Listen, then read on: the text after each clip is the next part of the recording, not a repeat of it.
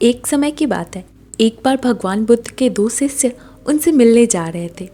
पूरे दिन का सफ़र था। चलते चलते रास्ते में एक नदी पड़ी। उन्होंने देखा कि उस नदी में एक स्त्री डूब रही है।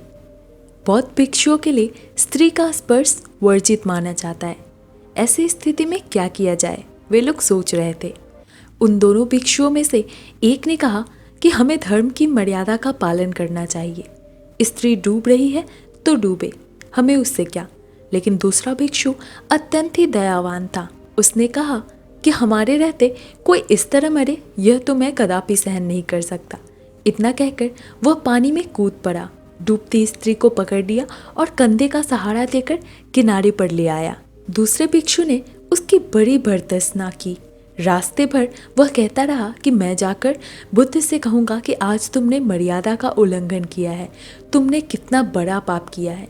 दोनों बुद्ध के सामने पहुँचते हैं। तब दूसरे भिक्षु ने एक सांस में सारी बातें कह सुनाई कि बुद्ध, मैंने इसको बहुत रोका पर यह माना ही नहीं। इसने बड़ा ही भयंकर पाप किया है आज। बुद्ध ने उसकी बात बड़े ध्यान से सुनी, फिर पूछा कि इस भिक्षु को उस स्त्री को कंधे पर बाहर लाने में कितना समय लगा होगा। तब उस दूसरे भिक्षु ने कहा कि कम से कम 15 मिनट तो लग ही गए होंगे। इस पर बुद्ध ने पूछा कि इस घटना के बाद यहाँ आने में तुम लोगों को कितना समय लगा।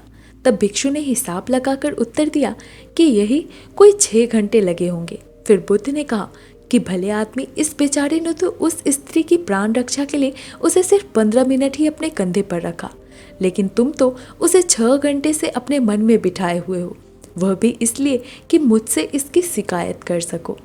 क्या यह सही है? तुम बताओ कि दोनों में बड़ा पापी कौन है?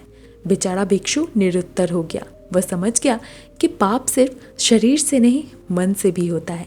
कहानी अगर अच्छी लगी हो तो प्लीज़ इस वीडियो को लाइक करें और इस चैनल को सब्सक्राइब करें। धन्यवाद।